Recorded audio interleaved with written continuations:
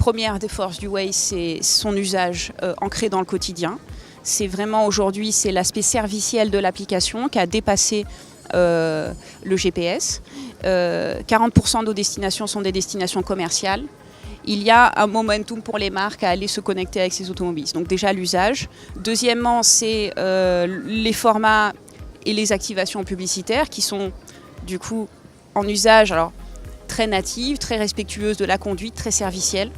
Et qui d'ailleurs pour 63% des automobilistes interrogés ne sont pas perçus comme intrusives. Et puis le troisième ensuite, c'est la partie plutôt data analytics, les enseignements,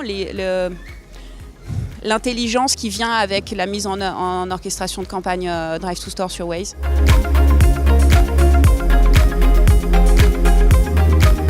Le point de démarrage de la discussion avec la marque, c'est déjà la première chose, c'est le maillage de son réseau. Confronté à la réalité de nos utilisateurs.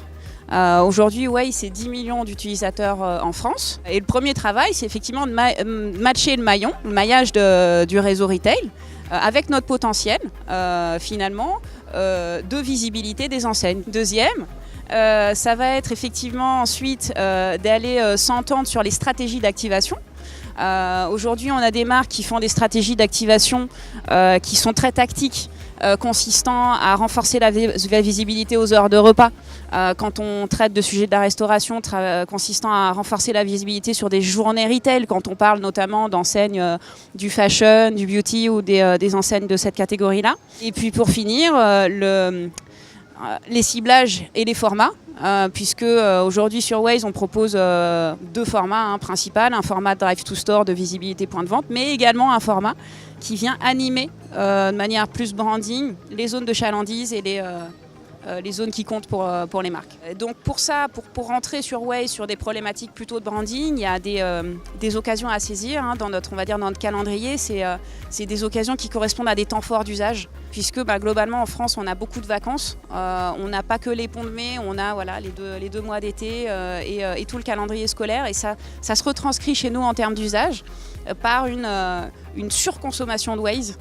Plus de temps passé sur l'application, plus de moments pour être en relation avec des messages plus contextualisés et de branding justement.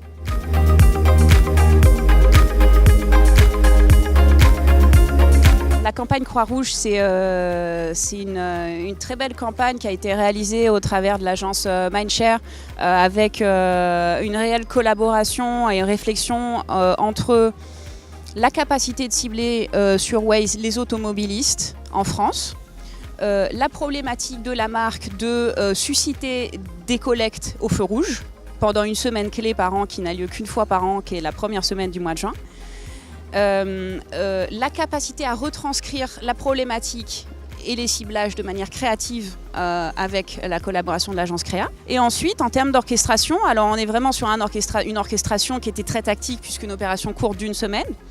Un seul format, branding, le takeover, format qui est un format sur Waze qui va s'afficher uniquement lorsque l'automobiliste est à l'arrêt complet et qui ensuite était décliné autour de 10 concepts créatifs différents, chacun déclenché en fonction du contexte de l'automobiliste, qui se rende à son travail, qui retourne à son domicile, qui soit dans les bouchons. Le don, il se fait de la main à la main.